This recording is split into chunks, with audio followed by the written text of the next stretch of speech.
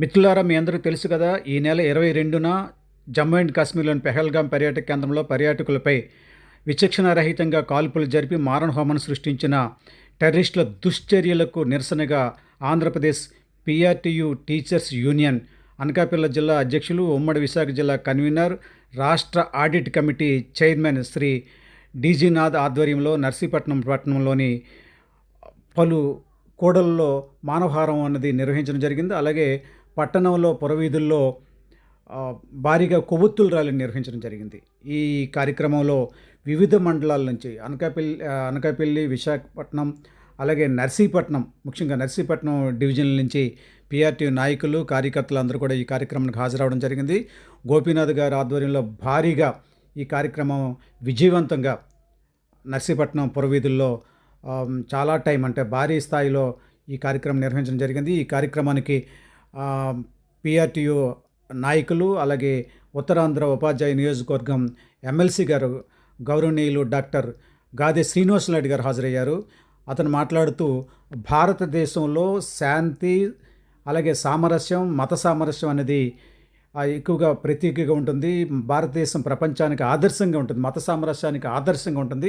ఇటువంటి మంచి దేశంలో విచ్ఛిన్నత సృష్టించి, విధ్వంసం సృష్టించి, భయాందోళన సృష్టించి, మత సామరస్యానికి దెబ్బ కొట్టడానికి ఇరుగు పొరుగు దేశాలు కుట్రలు చేస్తున్నాయి. ఆ కుట్రలు మనం అందరం కూడా కలిసికట్టుగా కులాతీత, మతాతీత, పార్టీలకు అతీతంగా, అలాగే ఎటువంటి తత్వానికి కూడా అతీతంగా అందరం కూడా ఒకే తాటిపై ఉండి భారతీయులందరూ ఒకే విధంగా ఉండాలి, ఒకే మాట మీద ఉండాలి, భారత జాతి రక్షణకు అందరూ కూడా నడుము కట్టుకొని ఉండాలనేటువంటి ఉద్దేశంతో ఆయన అందరికి కూడా పిలుపునిచ్చారు.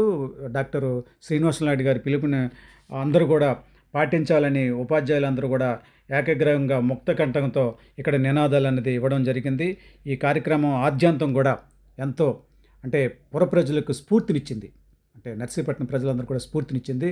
ఎందుకంటే టీచర్స్ మేధావర్గం అనేది రోడ్డు మీదకి వచ్చిందంటే అసలు ఏం జరుగుతున్నది అనేది కూడా అందరూ కూడా ఒక పరిశీలిస్తారు. ఈ పరిశీలనలో ప్రజలందరూ తెలుసుకుంది ఏంటంటే, టీచర్స్ కేవలం పాఠాలకు చెప్పడానికి మాత్రం పరిమితం కాకుండా సమాజంలో ఏదైనా సరే ఒక సమాజానికి లోపం జరిగితే, సమాజానికి నష్టం జరిగితే, సమాజానికి కీడు జరిగితే వాళ్ళే ముందుకు వచ్చి రోడ్డు మీదకి వచ్చి నినాదాలు ఇస్తారు, ప్రజలకు స్ఫూర్తినిస్తారు, ప్రజల్ని మేల్కొల్పుతారు.